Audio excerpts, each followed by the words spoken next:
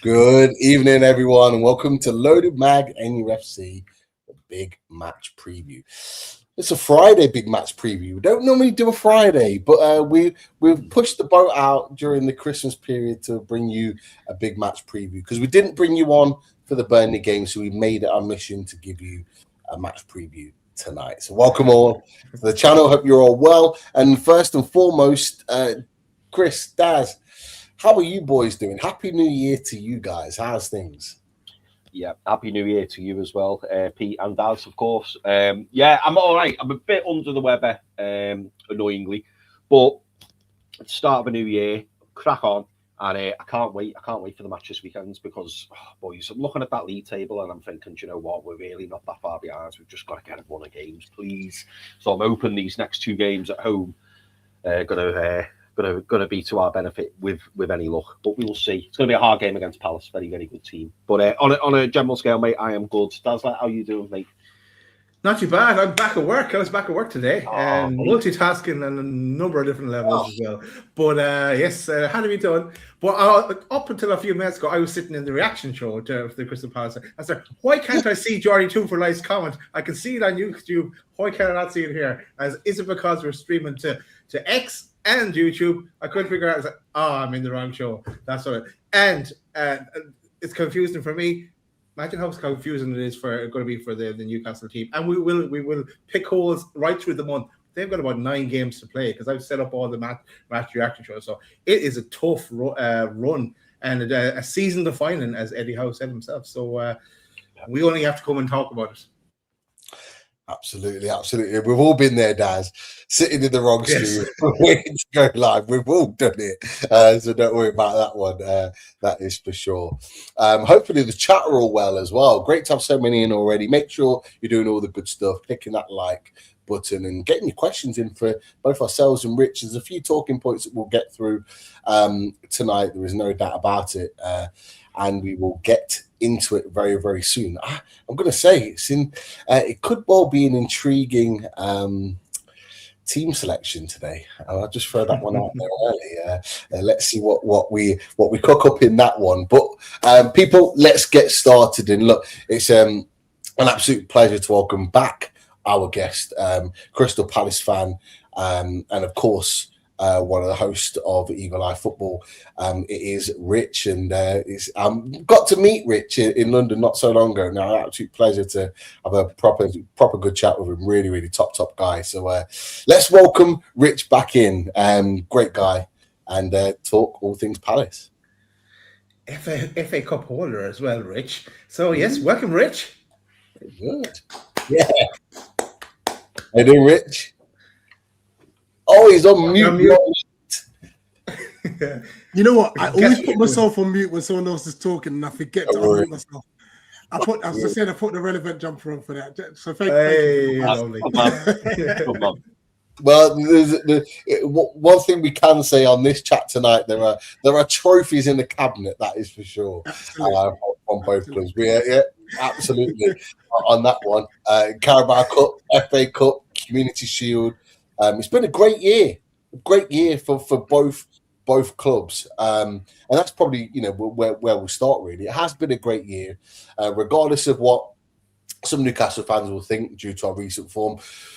Maybe what some Palace fans are feeling right now. I want to get your thoughts on that because there are some sort of differences in opinions in the Palace fan base. But you've had a great year, 2 trophies in the bank.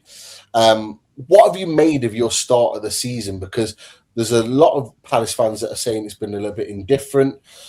Some that have not been happy with this season so far. But what have you made of Palace having now to juggle multiple competitions?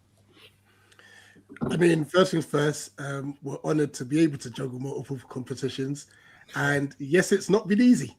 It's not been easy, but obviously a lot of the fan base are still grateful because never in our lifetime would we have thought we would get to this stage, So it has been an indifferent season, but I wouldn't say it's been indifferent because we've been bad. We've just not taken our chances, which sounds mental because, like I said, we've got so much more games. But I think we kind of knew the writing was on the wall after the summer window. I don't think we strengthened enough, knowing that we're going into Europe, and I don't think we brought enough quality in, knowing that we're going into Europe. Now, granted, on the flip side, you could say that Oliver Glasner could still make substitutions. Yes, the drop-off might be in performance might happen, but you're still saving your initial first 11 from risking injuries. And injuries has taken its toll, especially in December. We lost Danny Munoz, Daichi Kamada, Ismail Assar's at AFCON, and he did miss a few games as well. Will Hughes is now out with an injury. We've also, like previous injuries with Chadi Riyad. Chet Nakori's not played football for us in like 2 years because of an Achilles tendon ACL injury. It's been tough, and we've had to put our bench has consisted of 4 or 5 academy players, you know. But on the plus side, Brennan Johnson will be available for Sunday, and I'm so happy. Absolutely. Look, get your thoughts on that one.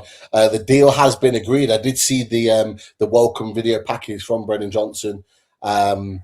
He's made the move further south. £35 million deal, I believe, unless there's something different in that with any sort of add-ons. What do you make of that deal? I will throw out there's a few Spurs fans that are quite happy to see the back of him. Are you excited about what he could bring to Palace's team? Absolutely. Because I mentioned earlier, we're not taking our chances. If there's anything that he can do, is put the ball in the back of the net. You know, yes, you can look at his overall play and stuff. Look, we're Crystal Palace. I don't care if you can't dribble like an Eze or Pino. No. Can you score me goals? That's all I need. Ismail Assar is not the technically gifted player, but what he will give you is goals and assists. And if that's going to push us both in the Conference League and to obviously be stable in the top half of the table, I'm all for it. He got 18 goals last year for Tottenham in an Ange team that finished 17th. Give me 5 to 10 goals between now and the end of the season, and I'm happy. It's a weird one, Chris, because like just Rich reading out the stats there, 18 goals in a season. That's not bad going for any sort of player. And like, you know, we've had our opinions on Brennan Johnson here and on Loaded Mag, and you know we've heard Spurs fans have their opinions on Brennan Johnson as well. They don't rate him for various different reasons. Is that a good signing for Crystal Palace?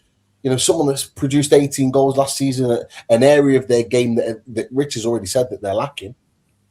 Yeah, I mean, you know, as Rich says, it's important to find someone who can put the ball in the back of the net. How many players, boys, over the years that Newcastle had, where they promise so much, but they deliver very little in terms of numbers? So if you can find a player who can deliver those kind of numbers, it's going to be a difference maker, isn't it? I mean, 18 goals, that's a hell of a lot, isn't it, over the course of the season? But yeah, I think it's a solid signing. I don't know about Rich. I wouldn't be doing cartwheels over it, so to speak. But I think he is a player who probably hasn't had the opportunity to kind of show or produce the form that we know he's capable of. Because obviously he got his big move to Tottenham and it didn't quite work out for him there. But I think that's the case with quite a few Tottenham signings, if I'm honest. There's been a bit of an upheaval at Tottenham in recent years. So, you know, if he comes into Crystal Palace and, you know, they show him a bit of love and he plays week in, week out, who knows what he can produce. But I wouldn't say it's a fantastic signing, but at the same time, I wouldn't say it's a dud signing either. I think if he can produce even, you know, if he can get double figures for Palace between now and the end of the season over all comps, it's a good signing, isn't it? I mean, here's what I say is fantastic for us. Ismail Assar was the only actual outlet with pace in our side. And he's off an AFCON. Plus, remember, we don't really play possession-based football. We play counter-attacking football. Yeah. So for what we, as a system, if you look at the bigger scale of things, that's a bit over. It's Brennan Johnson and it's 35 million. But for Palace, it's a big deal. Had we not got this signing done in time, you will be facing Yeremy Pino, Mateta, and Justin Devaney. This is the difference a Johnson that can make. Now, I'm not going to say he's going to 100% start. I hope he does, because we do need a bit of pace against your backline. But if it was we're not creating much. Pino's trying as hard as he's not creating much. So we just need something. We need a spark. And I think this will bring up a spark on Sunday. Daz, obviously, in the build-up a couple of days ago, obviously it wasn't a done deal. Brennan Johnson to Palace. It now is. He's going to be in the squad for Sunday. Does that change your feelings in the build-up to this game? Are you worried about the new signing bounce that does tend to come away of any team that signs a new player? Are you worried that might have an extra 5% to their spring come Sunday? I might be worried about the overall bounce, but I'm not so sorry, Rich. I'm not so worried about Andros Townsend. Sorry, I mean Brendan Johnson. That's who I kind of compared him to the other day. And I was just, like, with the signing going through today, I was just had a little think. I said, if you gave me the choice now, after what we've been through the first 19 games of the season, would I swap Brendan Johnson for Elanga? And Elanga has not come good for Newcastle. I would still put my money on Elanga over Brendan Johnson. I was just thinking from a Newcastle point of view, but I think he could be a good sign. And you're right. He does pop up now and again and score the odd useful goal. So it's definitely an asset to the overall squad. It'd be interesting actually to see that bounce, because Mateta's back scoring as well. He hadn't scored for a while, so that'll be my more of a worry for me than the whole Brendan Johnson impact. Absolutely. And look, with the new signing coming through the door, it was your manager, Oliver Glasner, that kind of rubber stamped that seal of approval. Now, his future is very much up in the air, and it's been a topic of conversation for a while now across all the media outlets. I just want to get your thoughts on what this situation with Oliver Glasner is, and how you as a Palace fan are kind of thinking about this whole situation. The reason being is because obviously lots of people know that his contract runs out at the end of the season. He still hasn't signed an extension. It doesn't look like, from what recent reports are, that he's going to sign an extension to that contract. So as far as we know, he's walking away in the summer. What do you make of that with regards to Oliver Glasner not signing a deal? Do you think that is part of the reason why it's been a little bit of an indifferent December with all the noise happening in this month? Do you think that's a reason for it? Are you concerned of how it could potentially affect you in the second half of the season? What are the general thoughts? Obviously, Eagle Eye Football, you guys report on it and you talk about it and you discuss it. What is the general consensus of Palace fans that you interact with on Oliver Glasner's situation, mate? Yeah, I mean, the main majority of us are worried that he will leave. We have all said that it depends on this January window as well, whether he could potentially change his mind. Because the general consensus is that he's leaving. I'm not a big Fabrizio Romano fan because I think he goes early on a lot of stuff, but he's already... We aren't either. This summer, we're not either, so don't worry about that. No. So he possibly chimed in and said that, it's guaranteed he's not staying on. But then on the flip side, you look at a signing like Brennan Johnson, who he wanted. He's had the chat with the manager. Is that as a little side to say that Johnson signed with us because there's assurances that he might be staying? Now, we don't know. Like I said, football's a funny game. If he gives us one more year, I'll be happy. But I'm not expecting that year. So give me one more year with Oliver Glasner. At least it gives us a bit more time to get things prepared, because the new manager will come in and we don't know if we stay as a 3 at the back or we go back to 4. It will just have a whole cloud of uncertainty. To your second part of the question regarding our form, I don't think his future has been an issue in our performances. I think it's just the playing every 3 games consistently, and it doesn't actually stop until the FA Cup game against Macclesfield. So we've got you Sunday, Villa Wednesday, and then Macclesfield next week Saturday. I forgot my dates. Yeah, and then we actually got a few games where it's once a week. We can actually train. We've not had a training session in however long, because it's game, rest, recovery, tactics, game, rest, recovery, tactics, so on and so forth. So I think that, like I said, injuries, squad depth is terrible. And I think that's why he had that moan saying, look, we needed players in the summer. And I was right. I was right. He was right in saying that we're short, So it's down to Parish now to right that wrong now. If we can get 4 bodies in, I doubt it. Hopefully 3.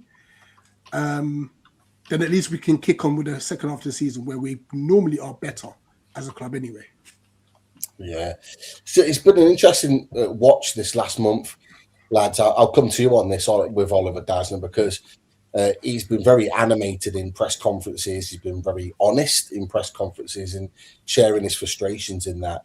Obviously, we've got our own situation with Eddie Howe at the moment with certain sections of the fan base. I'll come to you on this one, Chris, with regards to Oliver Glasner. Could this potentially, in your opinion, have an impact in potentially derailing the second half of the season with the question marks hanging over the manager's head? It never really is a good thing to have this hanging over the head of any club. But with Crystal Palace, with the fact that they're, as Rich said, their squad is depleted. They've only got limited options. This isn't what they need right now, is it? No, it's not ideal, is it? But I suppose that's just the position that they find themselves in. Do you know what? I don't actually think it will affect the players because it wouldn't surprise me. And Rich, I don't know if you agree with this, but it wouldn't surprise me if, internally, it's probably more well known what's going to happen at the end of the season, and you could almost see it as a little bit of a swan song, and that the players want to do everything they can in Glasner's last year, or it could be that they want to do everything they can in order to try and persuade them to stay. What you wouldn't want is for the season to peter out. Obviously, the African Cup of Nations, that's coming at a difficult time, hasn't it? Because a lot of teams are losing a lot of players. We've been quite fortunate, actually, Rich, that we haven't lost any players for the African Cup of Nations this time around. But it's affected some teams a lot. But I think with Palace, it's probably. I mean, look at Aston Villa, prime example. They've got a bit of a threadbare squad, and they've kind of all come together and really started battling, and a bit of a siege mentality, if you like. And I can almost see that from Palace. Sometimes, when you're really struggling, your players give that extra 10-20%. We had it a couple of seasons ago when we were in the Champions League, and we were having to start the likes of Louis Miley every game, whether it be at the San Siro, whether it be against PSG, and so on. So sometimes when you do have a lack of options, it does actually bring out the best in players, and that could be the case for Palace. I think signing Brennan Johnson's a really big one, in the sense that I think having a new body in through the door, hopefully somebody who can kind of have an impact. I'm thinking that the fact that you're down on players, you're missing some players through injury, through AFCON, it could have a really good. It could be a really good moment for you, because I think you can battle together, and then when things when players do start coming back, hopefully then you can kick on and you still find yourselves in a decent position. Because let's be honest, Palace so far have had a decent season. We have, actually. And it's funny to say, because naturally you'd think with the addition of Europe, we'll be trying to obviously fight relegation. Don't get me wrong, the league table's mad tight. And the 3 defeats we had before we had to draw with Fulham last night, we were like, oh, this is a bit ropey now. We're having our bad patch. Fortunately, there are some teams that are a bit adrift. But we got a point yesterday, and now we're still only 4 points off 5th. It's mental. It's crazy, mate. It's crazy.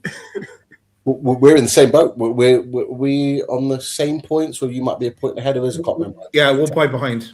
Yeah, so it is mightily close, and we're looking at our position at 13th and going, what's going on here? We expect to be far higher than that, and it only just takes a few wins. And I say it only just takes like it's easy. It's not to get wins in the Premier League, but to get those wins, 2 or 3 on the bounce, and it literally propels you into a position where you want to be, whether it's Champions League or European football at that point. And it's going to keep being like that. We're going to see ourselves, I think, yo-yo up and down positions for the rest of the season, particularly because you're fighting in Europa Conference, we're fighting in the Champions League, and sometimes the priorities do change depending on the game that you're playing in that particular week. But Daz, I'm gonna put you on the spot, and apologies for this, Rich. Oliver Glasner, a manager that looks like he's on his way out at the end of the season for Palace. Where do you see him going in the summer if he does, in fact, leave Palace, as Rich has mentioned? Where would his options be, in your opinion? He doesn't fancy Chelsea anytime soon, does he? No, like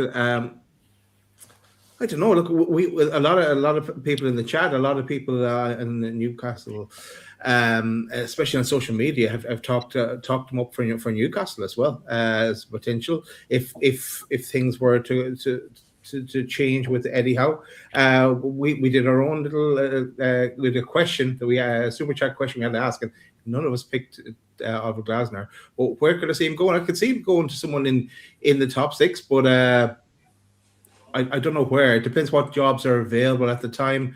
I'd say he would stay in the Premier League. He's good enough to stay in the Premier League.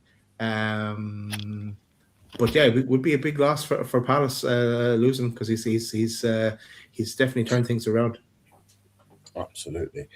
He's been a very, very successful manager at Palace, bringing a real sort of entertaining style of play. I have to say, I've enjoyed watching you guys play for a good year now against the other teams. The only game that I don't think you really kind of performed at your level is when you came to St. James's Park at the back end of the season. We absolutely demolished you back then, and I have to say I hope it repeats itself on Sunday, but that's probably the only game. Hopefully not, but I will say thank you for that, because it was on the back of us losing to City by 5-2 as well, and I think it was a kick up the backside we needed, because then after that we went on that 19-game unbeaten run. Oh, okay. So, thank you.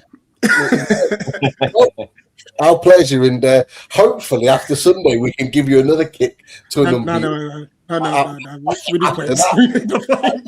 That's definitely what we're looking for in all this. I just want to give a shout out to people. We've got 320 watching us live right now. Great to have you all involved. Any of those that are now watching on X, obviously X has been ignited, so it's an option for the people online. Feel free to switch over to YouTube, give us a like. Thank you for your support in watching the show. Hopefully you're enjoying it, and if you come over to YouTube, make sure you put a comment in, give us a question, and we'll throw it out there as a topic of discussion.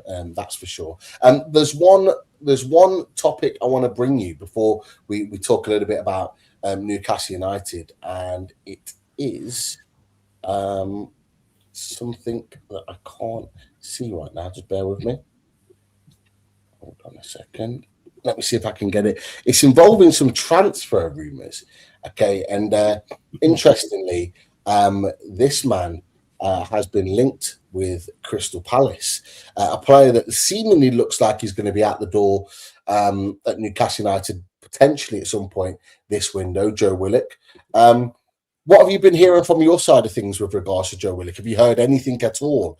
What we will say from a Newcastle perspective is that probably about a month ago, it was reported that Palace were interested in Joe Willock, and it has been sort of reignited again in the last few days that Palace are one of a few teams, Leeds and Nottingham Forest, that are interested in monitoring Joe Willock's situation. What do you make of those links, and would he be a player that you would welcome at Newcastle United in your central midfield? Yeah, I think the rumours we heard a month ago, we did hear. Haven't heard anything else the last couple of days. That's mainly probably because I've only been focused on the Brennan Johnson deal to get that one done. So I'll definitely look out for it. Good player. Injuries concern. They are a concern. But he is lively. He's got an eye for goal when he does have the opportunity. But I can understand why he wants to move. Your midfield three are mad, in Bruno, Joelinton, and Tonali. It's an absolute force,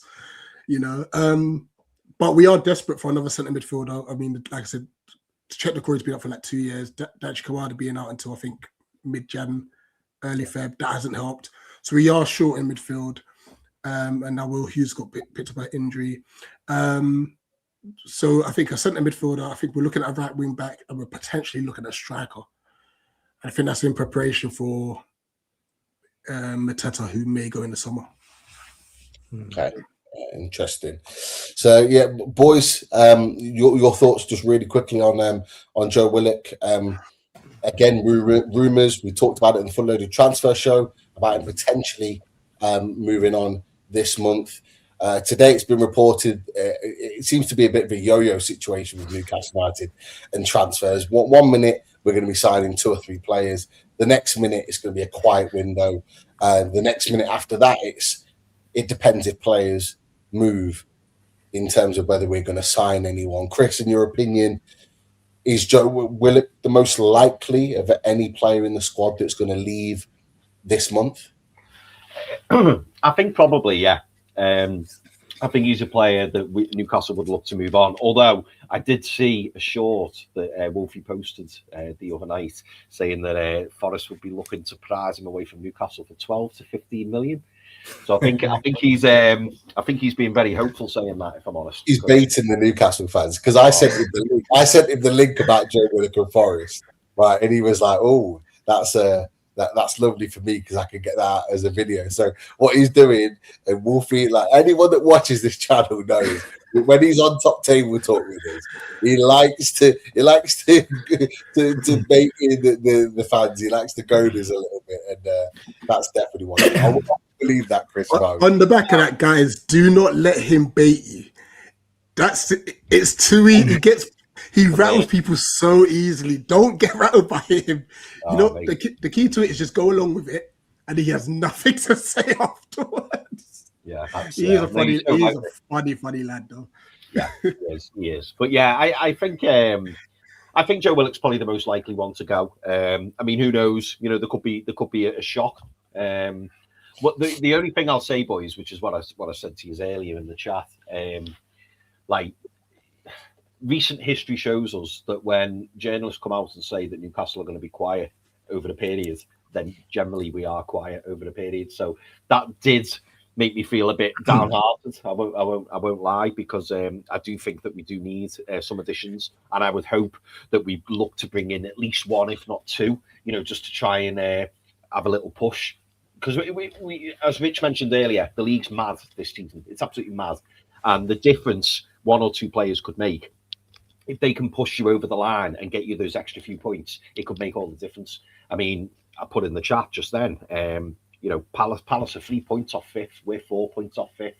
The league is just mental this season, and if you can bring in a difference maker, it could make a massive difference. And the prize money in terms of league positions is huge, isn't it?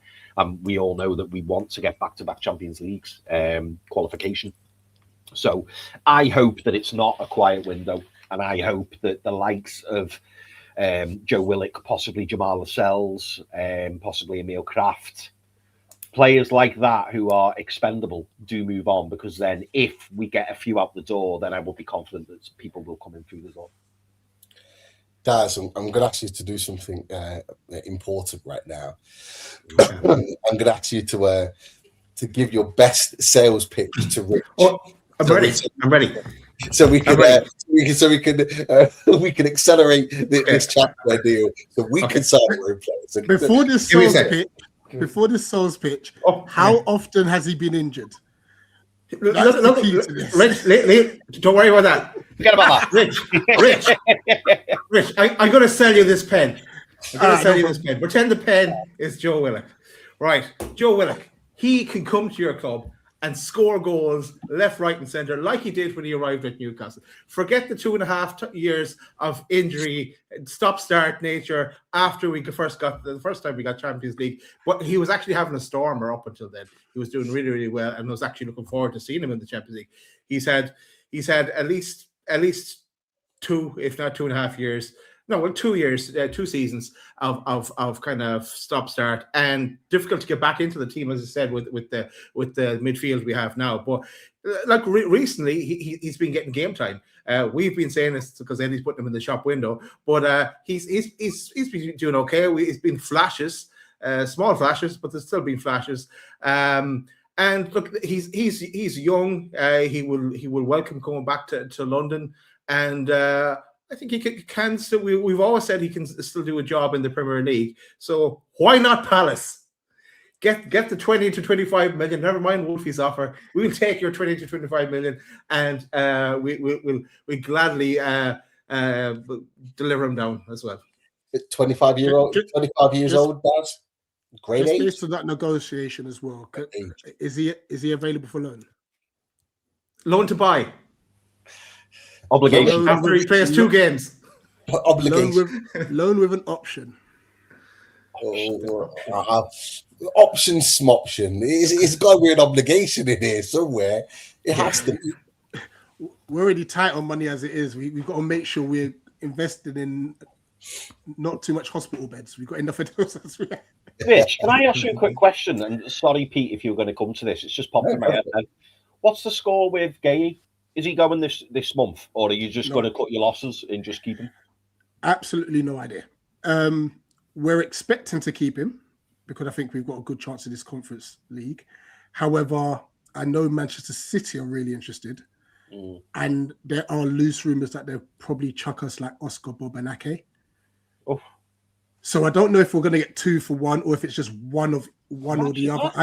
I don't know, but if it is the 2. That's going to be very tempting. The flip side of that is Ake's injury record as well. It's a big problem. Not been injured this season.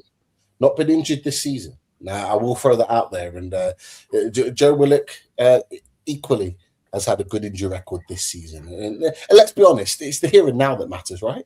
The here and now that matters. No injuries. Everything's rosy in the bed. But I would just say, just hold your hat. Your comments are killing me.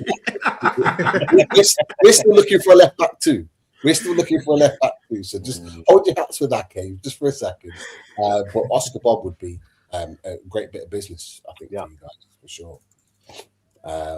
Right, let's get into the game. For those that are watching, after we do the tactics board, there will be a little bit of a discussion around Eddie Howe. I know it's been a topical discussion point for today with his press conference, so there will be a couple of things that I'll bring to Daz and Chris with regards to that, and that will be coming up later, so make sure you're still tuning in for that part of the discussion as well. But we'll get into the game, and I just want you to recap actually, Rich, because you have got a number of injuries in the camp at this moment in time. So there's a few. So you talked about a real key player for you that is injured, and just confirm whether he's going to miss the game or not. Daniel Munoz is injured. Is he going to miss the game? And what is the injury at this moment in time? Yeah, he had knee surgery. Right. So he hasn't played for ages. The first game he missed was the Fulham game away. What was that? End of November, I think it was. Wow. In around that time. So yeah, he hasn't played. Between him, Sarr, Kamada, we're all looking at late Jan, Feb for those returns. So yeah, we're really thin at the moment. Eddie Nketiah's just picked up a hamstring injury as well. He's rumored to be out for another 6 to 8. That's his 3rd this season. Really? 3rd hamstring injury. He's out too. Wow. Yeah. And you mentioned, and to be fair, I watched the game last night, and the commentators did mention that Will Hughes pulled up with an injury, but I saw him continue on. Is he injured or is he not? Like, we believe he's got a hamstring injury and stuff. Glasner's presser will be tomorrow, I believe, so we'll get more information and stuff. But like, literally, it was after like 5 minutes. I saw him holding his right hamstring. I'm like, this don't look good. You know, and I think he just tried to battle through as long as he could. But yeah, we're falling out like flies, unfortunately. Yeah, well, look, I'll just run through from our perspective, boys. Obviously, there's a number of injuries there, and our injury list has been huge, particularly in defensive areas, Rich. I'm not sure if you were aware. However, we did have some positive news, and this might not be music to your ears, Rich. So feel free to get the earmuffs on at this point in time.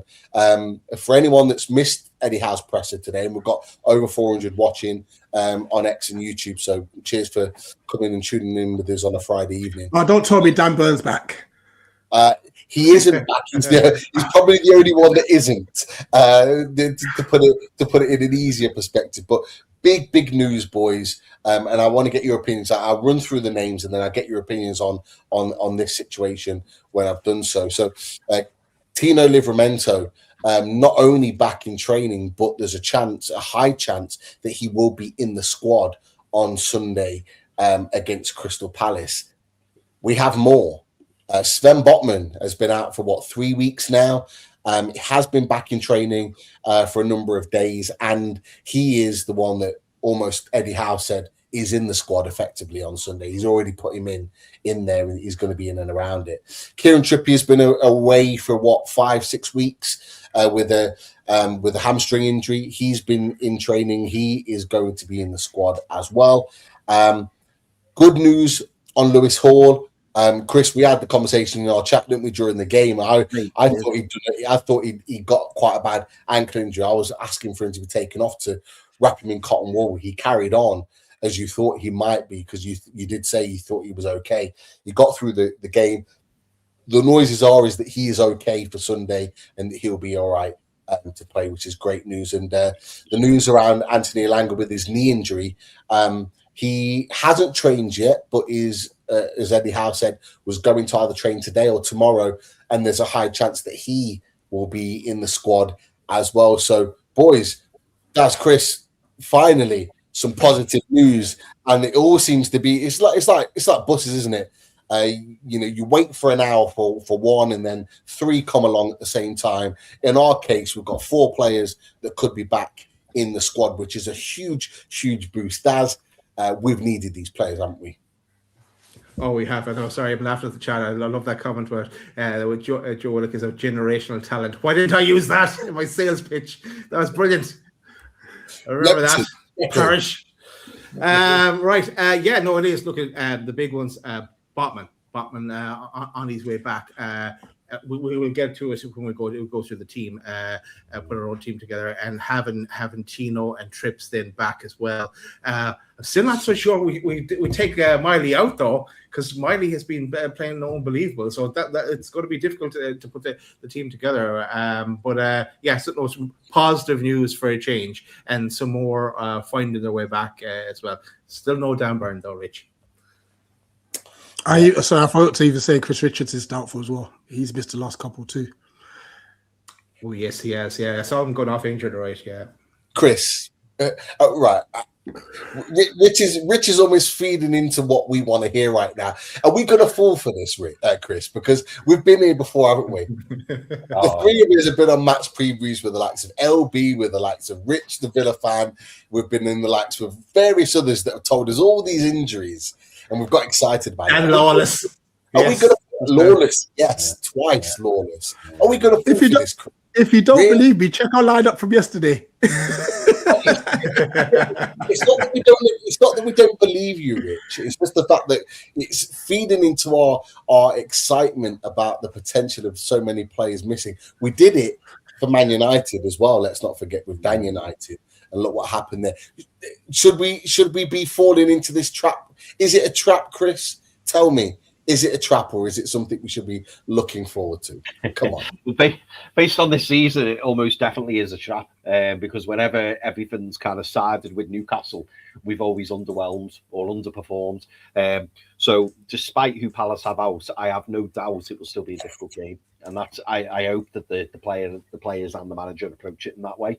We've just got to make sure that we get a positive result. And when I say positive results, I mean 3 points. Like, we cannot draw at home, or potentially, God, I can't even think about it, lose at home. We just can't. We've really got to start picking up the points.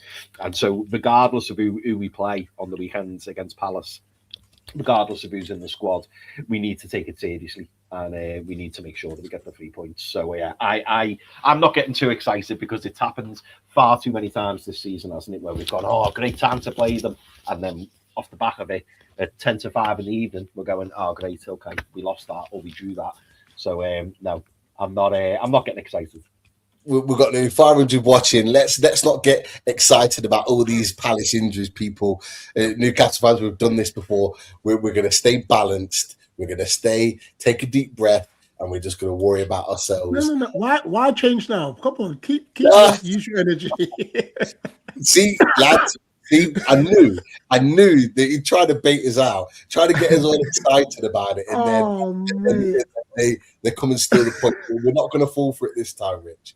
We are not falling for it this time. No chance whatsoever. But we'll move on to the tactics board, lads, and we'll run through what we think the teams are going to look like from both teams' perspectives. Now, Rich, as always, we let the opposition have the opportunity to choose their team first. So you'll see the squad at the bottom of your screen. With all your injuries, if they are injuries, what do you think your starting lineup will be, and what formation would it look like come Sunday, mate? All right, I think we've got no choice. Right, it will be. This is what I think: Dean Henderson in goal, Nathaniel Klein right wing back. Where's Klein? There we go. Right wing back. And to his credit, he's actually been okay for us since he's come in. He shouldn't be, he shouldn't be playing in 2025 or 26, but he's played well. Then I think he might go Jefferson Lerma at the back. I think he might keep him there. In the back? Yeah, in the back three. So right centre back. Okay. Maxence Lacroix centre back, and Mark Gurhey left centre back. Okay. I must say, you lot should have splashed the 70 million when we wanted it for this guy. He's unbelievable. Tyreek Mitchell, left wing back. Okay. I think Malik Chow will argue your case on that. He can argue all he wants. Then the two centre midfielders, I think this is where we're going to have to make a change. We'll go Adam Wharton and Justin Devaney. Okay. Adam Wharton, having a good season for you? He's so good. He is such a good footballer. It's a shame our front line are just not as dynamic, because the amount of times he wants to play that through balls or clip over the top into a channel, he can't do it because all our players are dropping deep to get the ball and we've got no outlet. And this is why I'm happy that Brennan Johnson's available, you know. But yeah, he's unbelievable. Front three, fingers crossed. Brennan Johnson right. Oh, I've not added him in actually. Rocky mistake. Have you added Willock in? Add Willock in as well. we can add him in. I'll put Brennan Johnson in just a second. Run through your final two. Yeremy Pino. Yes. And then Mateta's up top by himself. Mateta, we'll put Brennan Johnson in just a second. Just run through for me. I'm just trying to think. Just run through me, Maxence Lacroix. How good has he been? Because you've talked about Mark Gay. Maxence Lacroix, when he first signed, and he's a player that wasn't with Newcastle United a good couple of years ago now. Now, he seems to have come in and really took charge in the middle of that centre back sort of like trio. You know, what's made him such a big figure for you at Crystal Palace? His pace helps. He's rapid, you know. But he's just kind of the first couple of games he had for us last season, he found it difficult. I think getting used to the pace of the league, and then like with Mark's guidance, that back three that we've had, I've just been phenomenal. I mean, I think had we had Chris Richards in this game, I'd be a lot more confident in getting like even a point on Sunday.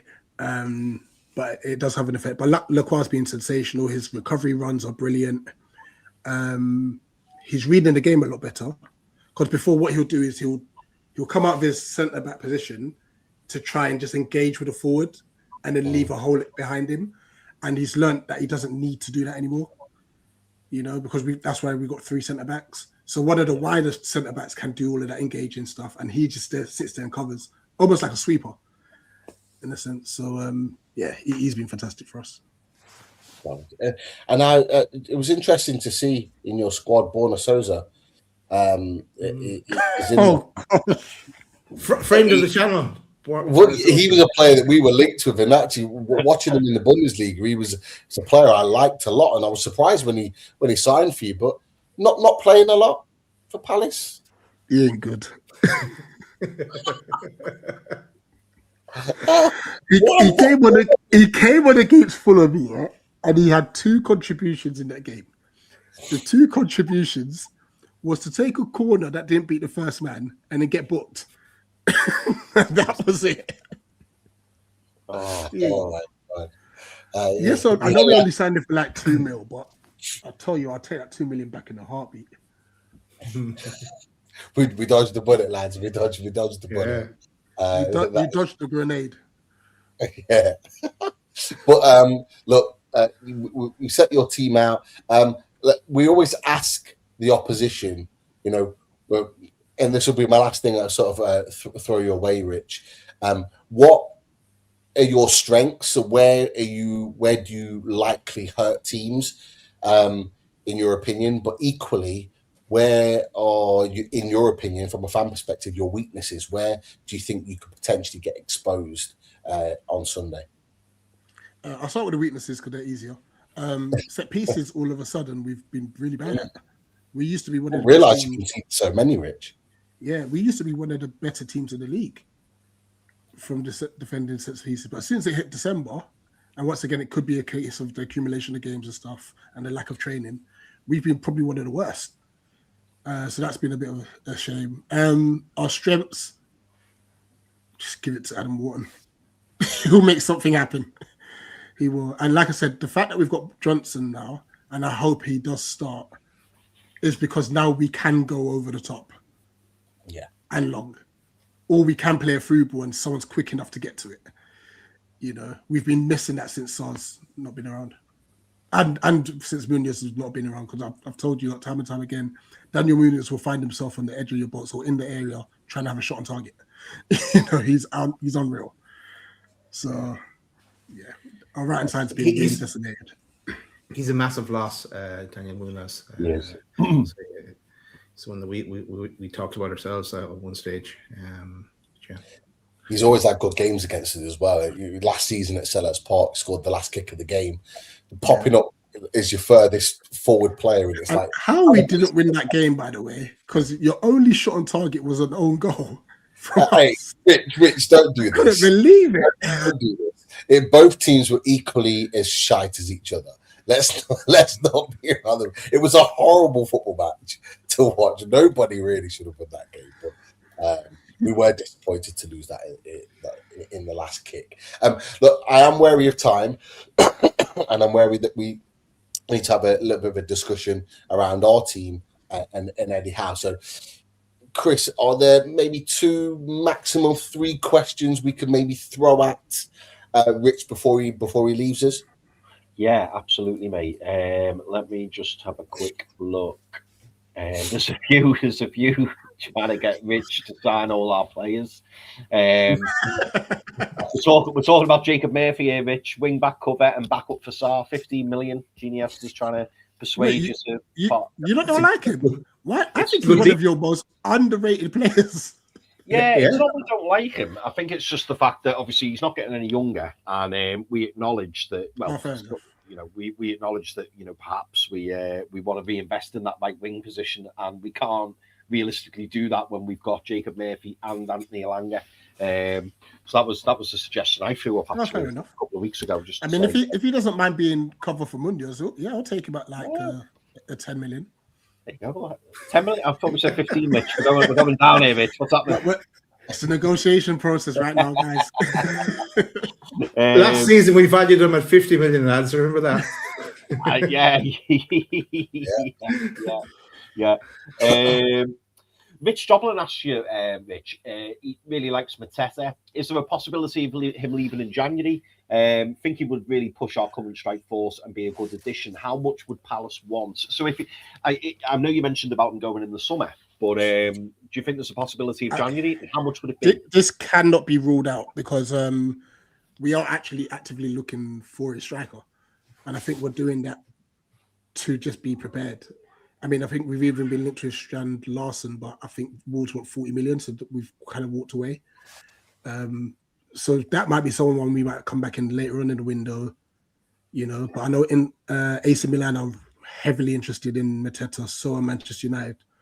So I mean, if they stump up 50 mil, we're just going to say, yeah, you know what, we've got to take the money, unfortunately. But I wouldn't want him to go.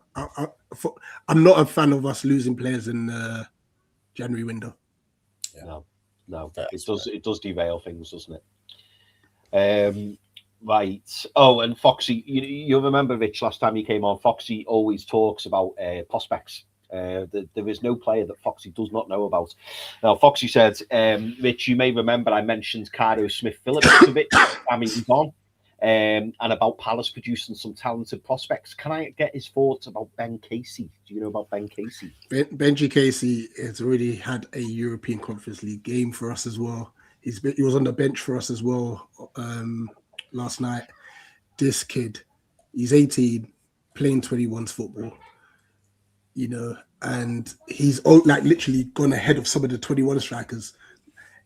This kid's he's going to come good. He is going to come good. You guys keep churning through the talent. Yeah. Your talent is just ridiculous. There's always quality players coming through some way, shape, or form, and they're not just that. You spot them as well. You know, whether it's through various different London clubs that you pick out these players, but they always seem to make it. They always seem to find their way to Palace. So.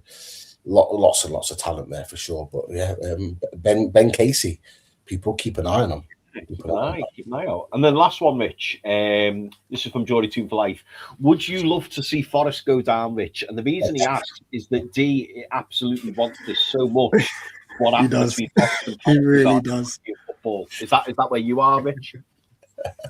You know what? Like the Forest fans that I've engaged with have actually been sound. You know, like we've had a nice fair discussion about it. Do you not know Richie? Do you not know Wolfie Rich? No, but the thing is, there's Wolfie online, and there's Wolfie that will call you on the phone. Yeah. Completely different. Like 3-Star Reds, he's in the chat as well. He joins our chat as well. Like he's been proper sound about everything as well. Look, we've got to just move on from what happened. We can't put the whole blame on Forest.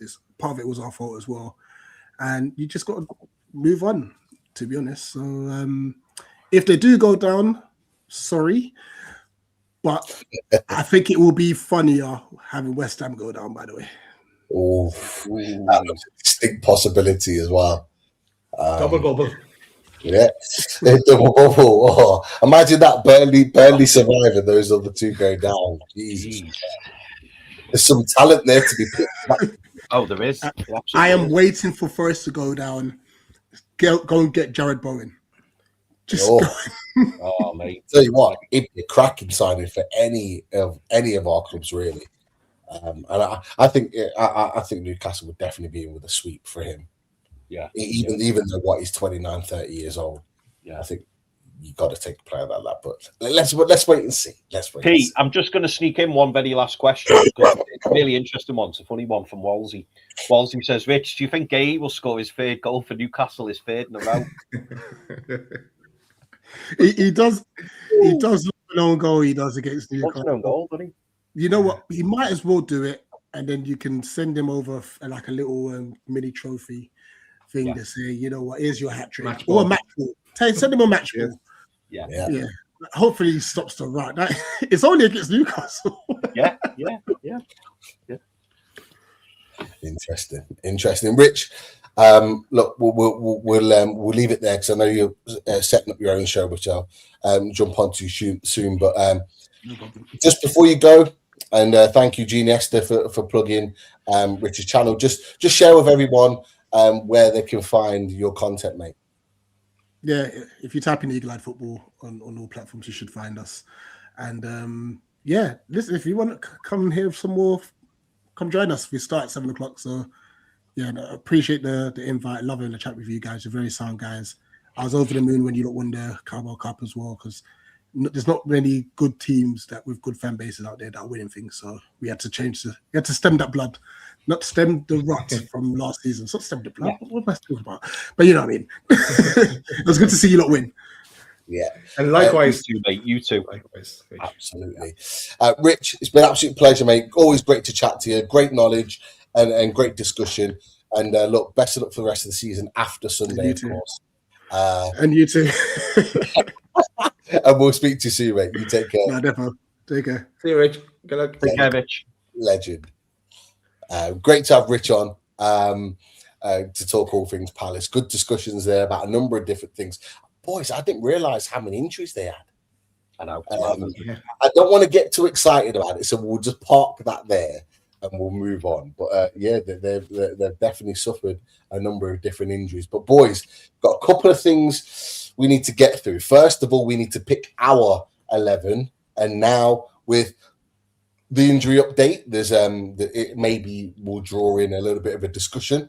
And then I want to talk to you about Eddie Howe in the press conference before we wrap that. So, Chris, I'll let you fire away. I think Daz has got the button there. He's probably got his finger along it somewhere, ready to just press it at some point. But definitely getting pushed today. Yeah. What you going for, fella? With regards to our 11 on Sunday. Okay, mate. I'm going to whiz through this. Because I have a clear 11 in my mind, and I'm going to try my best not to be clouded by today's good and positive news, because I still don't think we'll see any new additions in the lineup, if I'm honest. How many changes am I making? I think I'm making one change. But anyway, I'll fly through it. So, Nick Pope in between the sticks. Okay. Left back, Lewis Hall. Thank goodness. Yes. Thank goodness for that. Right back, I believe, will be Louis Miley. I would love to see Tino on the bench. I would love to see him on the bench, but I don't think he starts. Yeah. And then centre backs, I expect it to be Fabian Schär on the left and Malik Chow on the right. That's what I'm expecting. Okay. As it was previously. Go for it. Yeah. In midfield, I'm expecting and hoping Sandro Tonali in the 6. Okay. He really needs to find his. I think he's got to play his way out of this, boys. I really do. So I would definitely be starting Sandro Tonali. I know a few people are mentioning about resting him, but Eddie Howe was asked about it, and obviously, he didn't shy away from the fact that his form hasn't been great. But it did give me an impression, mate, just as what you've said, that rather than be rested, he's probably going to be played through the difficult form and continue to play matches for Newcastle. So I think you might be right in that one. But carry on, mate. Go for it. Yeah. On the left of the midfield 3, I'm going to put Joe Linton. Yeah. And on the right, our captain, Bruno Guimaraes. Bruno. Oh, in fact, so I've just realised, boys, I'm making 2 changes. 2 changes I'm making. Anthony Gordon, I expect, will be on the left. On the right, I expect it to be Jacob Murphy. Okay. I think Jacob Murphy, with it being at St James's Park, I think he'll go with Jacob Murphy. Mm. And through the middle, boys, I'm not saying I think this is what I would do myself, but I think Nick Voltemade will play through the middle. Okay. Big Nick through the middle. Yeah. And that is our 11. Daz, I expected it to happen. Okay. Look, while I agree with you, Chris, I think that could well be the 11 that takes the pitch, and that's probably what we should bank on for if we want to match up what Eddie's going to put out. For me, I know it's a bit throw him in the deep end, but I would put Botman in there instead of Schär. Oh, okay. Yeah, I'm throwing him back in. I'd like to see it, mate. I'd like to see it. Don't get me wrong. I would like to see it. I just don't think. I know.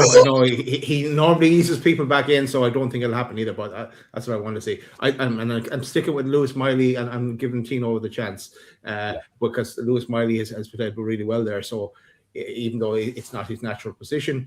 And because I don't think Lewis Miley deserves to go out to the squad, apart from needing to give him a bit of a rest as well. But no, I'm sticking with what I have, what you have in the back line. Midfield and is as is. Joe Linton proved himself at last day. He needs to do it back-to-back games now. Can he do that? Is a test. I agree with John and Murphy as well. Because we're at home, if we were away, I'd be looking at different options, but Murphy at home, it's a banker as well. Same with Gordon. He's going to stick with Gordon on the left. I'd throw in Wiesa as well. I don't know. I just like Wiesa now. Being honest, I would love Wiesa to start, but I just think he'll go with Baltimore. I agree with you though. I'd like to see Wiesa. I think you will go with Baltimore, but just because to keep them on their toes, but. It's hard to tell with Eddie at times, and so yeah, it's really a toss up as to who's going to get the number 9 spot, really. Yeah, what about you, Pete?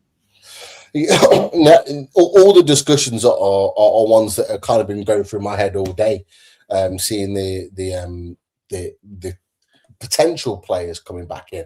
I'm with you with Sven Botman. I think we're all in the same boat here. With Sven Botman, I'd love to see him play. The reason why I'd love to see him play, if he was able to, is because of the physicality element. That's one thing that I think Fabian Schär lacks. He does get stuck in, but there's an element of physicality, especially with Mateta.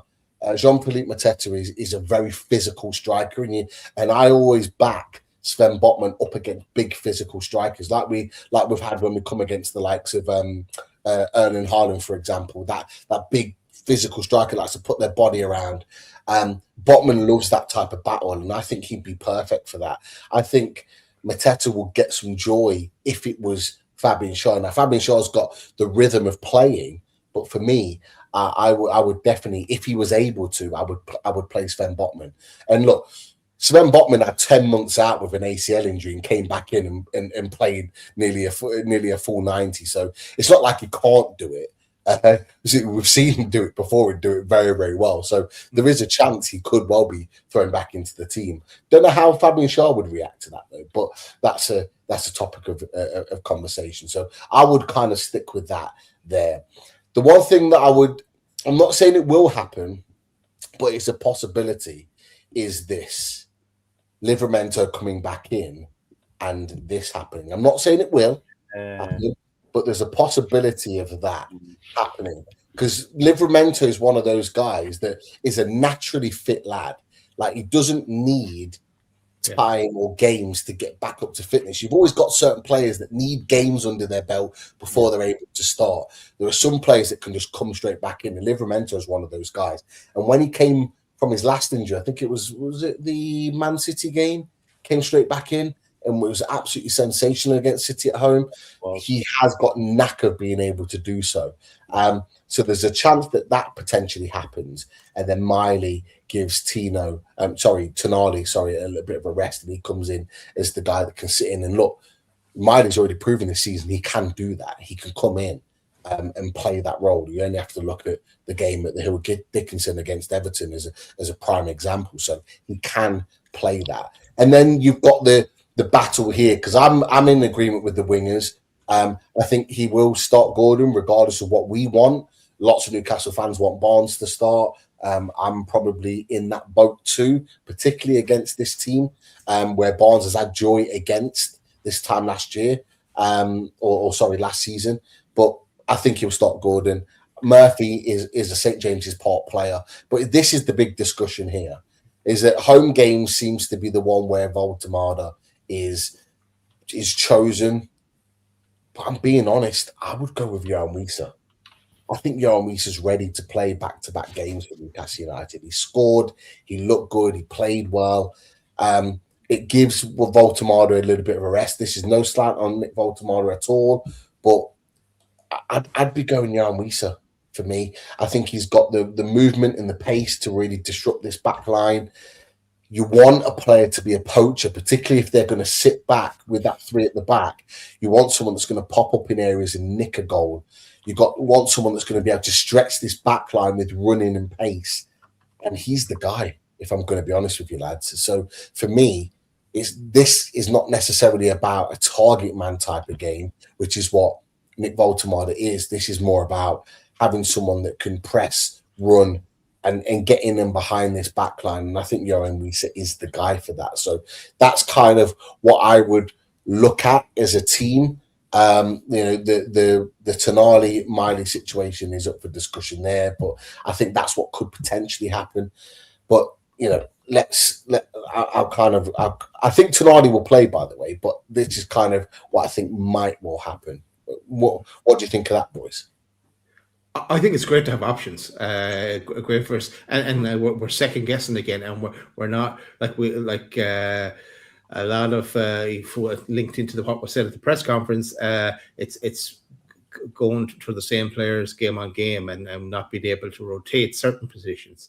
But with 9 games coming at us in this month, we were damn glad they're back, because we're going to need everyone.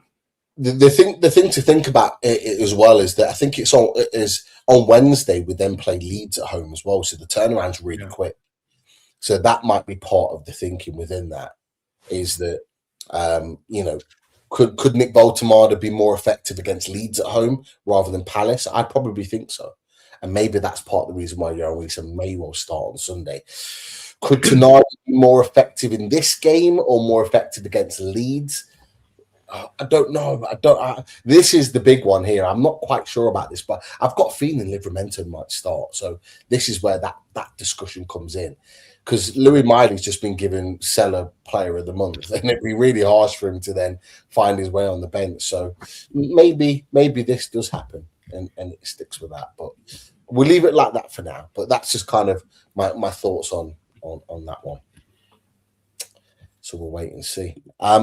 Anything else to add, boys, before we come off? Because just wanted a quick discussion on Eddie Howe before we wrap up, lads, if we've got time. Nothing from me, mate. Nothing from me. Just can't wait for the game. Just can't wait. Absolutely. We're looking forward to the game. We've got, nearly 600 in the chat. Brilliant to have so many people in there, and so many people in the comments as well, putting their opinions and thoughts into it. If you haven't already, come over to YouTube, give this video a like, come in and join the conversation. It's great to have as many Newcastle United fans watching the show as possible, and great to have so many tuning in tonight for the big match preview. I want to throw this, boys, at you as the final kind of discussion point, because Eddie Howe in his press conference today was asked a number of different questions in there, one of which did cause Eddie Howe to go back at Lee Ryder with regards to one or two things stats related. So Keith Downey reported on this and put it out on X. Eddie Howe asked to respond to claims there is a lack of plan B with regards to substitutions, referred to as, Lee Ryder said, the onslaught from Burnley for 60 minutes, he referred to, in the game against Burnley on Tuesday. Eddie Howe responds to the onslaught as, who? Against us? Have you seen the stats of this game? You must have been watching a different game then. And that was Eddie Howe's response to Lee Ryder with regard to that. There was no onslaught. Yes, there were moments in both ways for both teams. And if it was an onslaught, I would give my opinion and I would say it was. He goes on to say, but with plan B, it's always difficult. If you have too many plan Bs, it means your plan A is flawed and your players are thinking, what's next, rather than trying to deliver plan A to the best of their abilities. We have lots of ways of playing, but within the structure and the principles of what we believe in, I see countless managers asked about plan B, but you have to be careful. We have a very strong plan for every situation. We just need to deliver it better. So that was Eddie Howe's comments in response to Lee Ryder's question around the onslaught at Burnley and plan B. So just want to get your thoughts on Eddie Howe's response, because it's been a big talking point with all the journalists today. Some section of social media have been very animated on the back of Eddie Howe's comments. Chris, what do you make of Eddie Howe's comments in the press conference today, mate, from what you've just seen? Yeah, I mean, I've yet to see the press conference, but I'm definitely going to watch it later. But to me, this borders on a little bit what I said previously a couple of weeks ago when Eddie did similar. We all know what we saw with our own eyes. And to me, that period from 45 minutes, so when we came out second half, up until 65, 70 minutes, that was uncomfortable. It was uncomfortable to watch, and we were under a lot of pressure. Now, Eddie can say we weren't, and we were under control, and he can refer to the stats, but the eyes don't lie. What you're watching, Burnley were in the ascendancy, and it felt, and we were all screaming for it. We were doing it in the chat. I'm sure everyone in the stadium was, other people watching at home. I don't think Lee Ryder was wrong to say that or ask that question. A lot of people in the chat are giving him credit as well for asking difficult questions, and fair play. But yeah, and also what I do find interesting is that's probably the most aggressive. I'm talking about quotes here because I haven't seen it. That's probably the most aggressive I've seen Eddie Howe.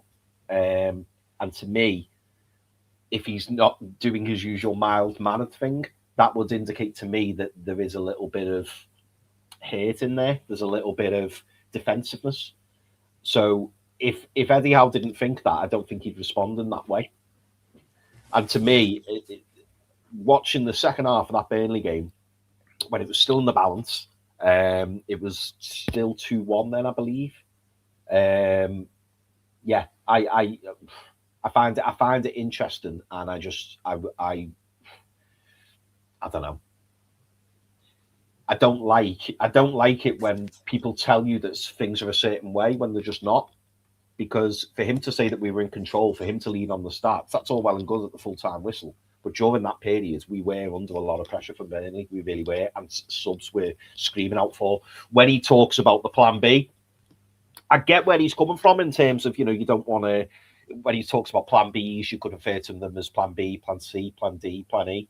But the problem is you need to have an alternative, and he is very rigid with his plan A, and we all know that. And it's all well and good saying we need to make it work, we need to improve. We're on game. We're exactly halfway through the season, boys. And this clearly isn't working. We're not getting that consistency. Now, you could argue a lot of teams in the Premier League are experiencing this, but it needs to click into place soon, because ultimately, when it comes to the end of the season, there's only going to be one person who is, has got to stand up and answer those questions, and it's going to be Eddie Howe. Does he have belief in the fact that, we can turn it around? I don't know, but we need to start the new year good, and this is why this Palace game is so important. But yeah, his response, I find his response very, very interesting, because to me, that's someone who's very much on the defence and doesn't like what he's hearing.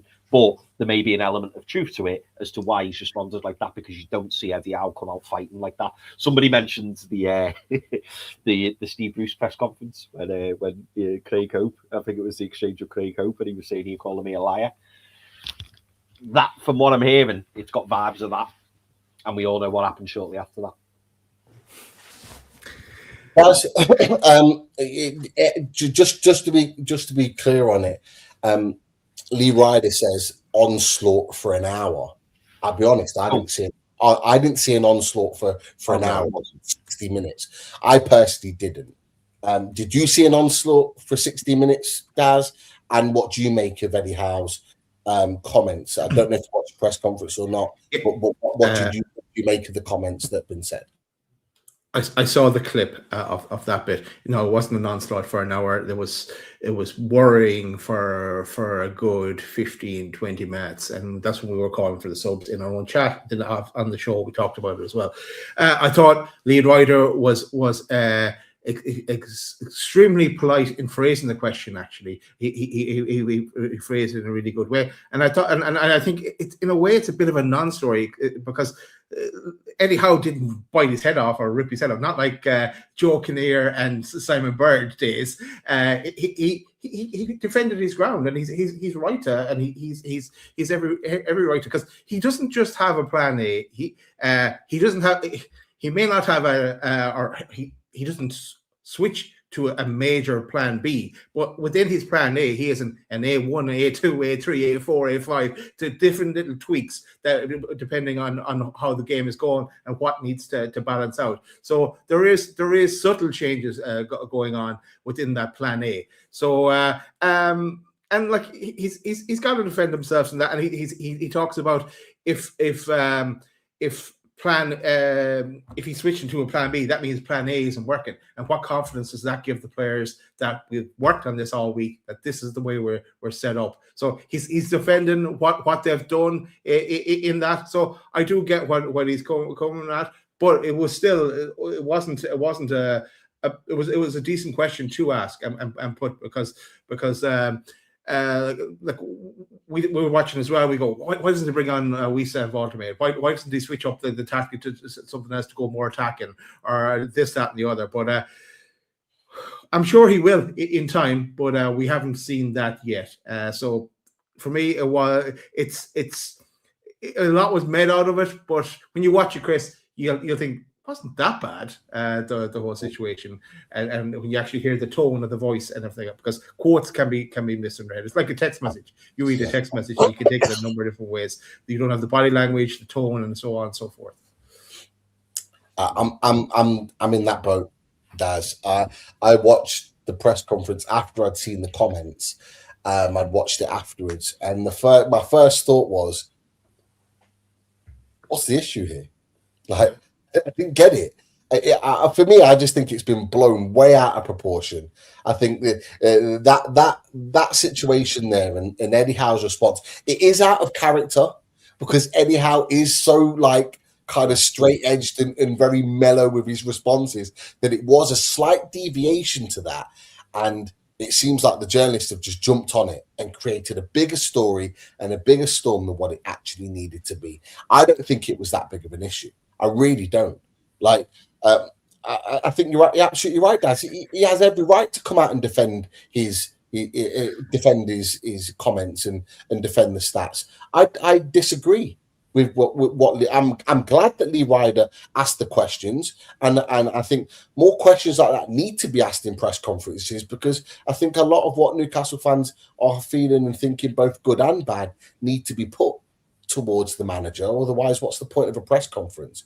We've had questions around Matt Targett being left in career and Joe Willock being stuck in a maze. If those questions can be asked at a press conference, why can't questions be asked of what Newcastle fans are thinking right now? So I think these questions should absolutely be asked. But I agreed with Eddie Howe. I didn't think it was a 60-minute onslaught.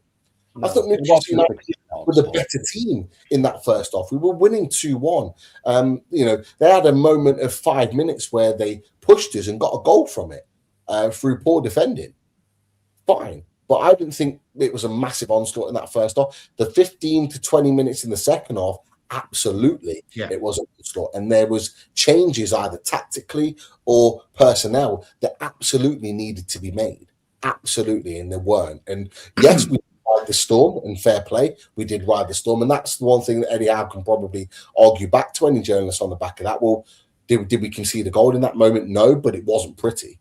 That's the bit that wasn't, and maybe it's something to be worked on moving forward. But ultimately, look, we know as fans that it hasn't been good enough this half of the season. This first half of the season, it hasn't been good enough. We haven't performed nowhere near to the levels of what we can expect. We know that things need to be better. We know performances need to be more consistent and need to be better going into the second half of the season. But let's not forget, Eddie Howe will know this too. And I think that's where Eddie Howe's frustration is. Eddie Howe's frustration will be that he knows that it's not good enough. He knows that things need to be better. And he knows that he's the one that's his head's on the chopping blocks if it doesn't get any better. So he'll know this. So I saw a lot of frustration from Eddie Howe. I didn't see anger. I didn't see like any sort of form of disrespect. He was frustrated by the question being asked because he's used to having questions that are quite mellow, that are easy to answer. I think any manager should be getting a lot of difficult questions because That's what a press conference should be about. Being able to ask about injuries and information and updates of various different things, but asking some of the hard questions. That's what should be asked at press conferences. So let's move forward. This was blown out of proportion for me. It wasn't as big as a deal as what it's been made and all the articles that have been written. Eddie Howe, there is no doubt about it. Go to any match day, home or away, Eddie Howe's name gets sang constantly. And this is what I think a lot of people on social media forget, is that Eddie Howe is still heavily backed by this Newcastle United fan base. Newcastle United, come match day, will sing his name and Jason Tindall and the players, and they will back the team 100%. We just need to keep doing that.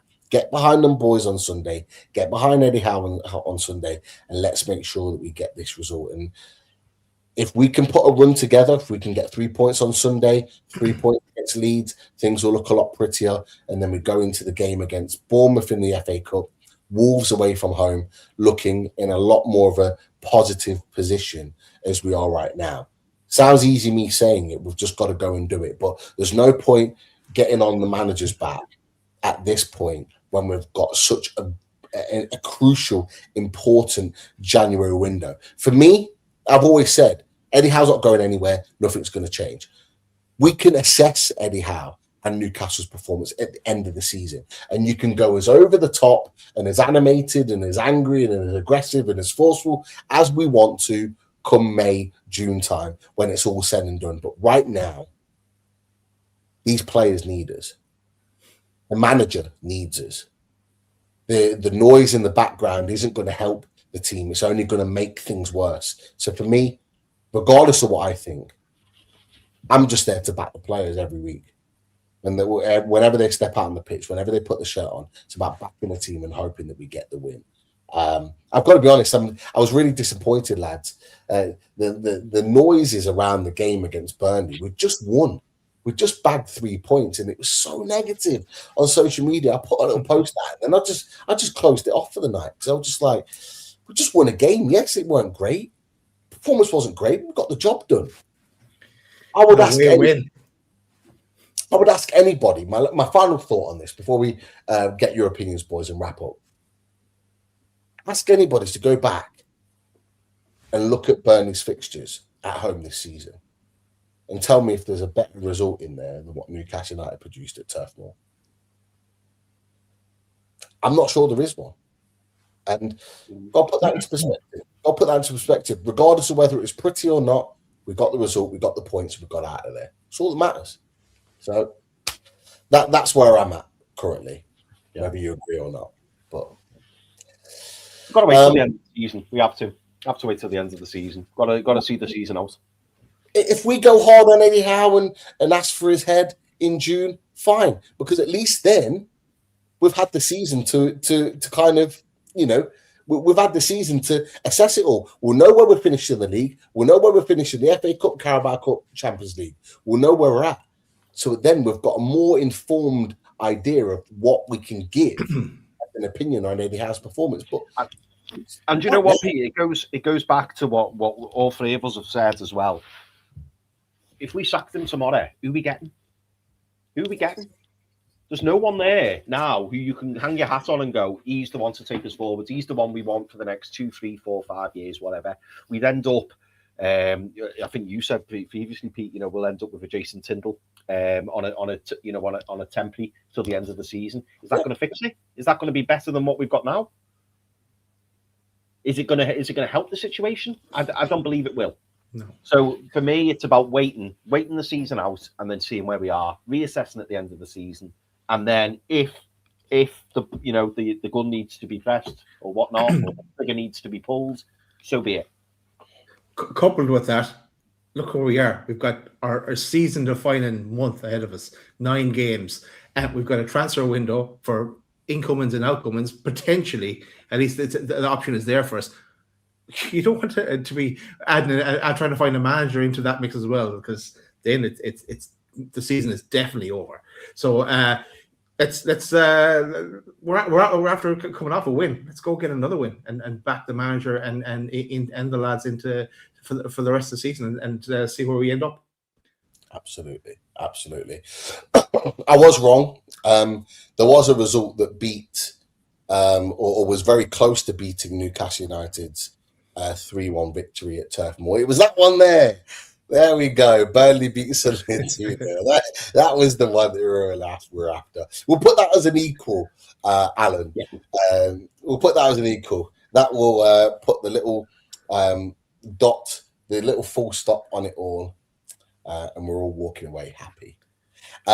Boys, predictions. We didn't get Rich's prediction. I'll drop it in the comments. I'll ask him in a second of what his prediction will be and drop it back in. But what we're thinking for the game on Sunday then, results wise? People in the chat, put your comments in. What do you think the result's going to be on Sunday? Chris, I'll start with you. I think it will finish 2-0 to Newcastle. I think we keep a clean sheet, and I think we will score 2 goals. So yeah, I'll go with 2-0. Clean sheet would be delightful. That's Nick Pope, you never know. An absolute onslaught, Pete.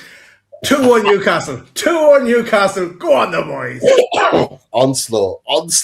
I like that word. I think that's going to be a common theme now through Newcastle United fan channels, etc. The word onslaught. I'm going to go. I'm going to stick. I'm going to stick to form. 3-1 against Burnley. I'm going to go 3-1 against Crystal Palace. I think we'll win. And to be honest, doesn't matter whether it's 1-0, 2-1, 3-2, 4-3 to Newcastle United. As long as we win, I don't care. So back the boys. Sing loud and proud at St. James's Park if you're lucky enough to be there. We'll be reacting to the game on Sunday, I believe. It's a Sunday evening. Sunday evening, 8 o'clock. Come join us for the reaction show. Be back, hopefully celebrating a win. And yes, let's pray for 3 more points and lots of goals, and everyone walks away very, very happy. So with that, people, just before we go, Pete, I just want to give a big shout out to MB79. Thank you very much for the super chat. No comment, but make sure you throw it in next time. But no comment, but thank you very much. Lovely stuff. We will be back again. Thank you, people, for tuning in. Thank you, people on X. Keep an eye on things, because X will be letting you know when we go live, and jump over to YouTube. You've seen what we're about. If you're new to the channel, come and join us in the comments. We've got great mods, great discussion in there. Get your comments and questions in, and we'll make sure we answer it on Sunday. Free tea and biscuits as well. But what's coming up as well, 3 points. Another word, lads, we used to love, eminent. Eminent is remember that one. Right, see you in the next one. Have a good evening. Sooner or later in life, the things you love, you lose. But you've got the love I need to see me through. You got the love, you got the love.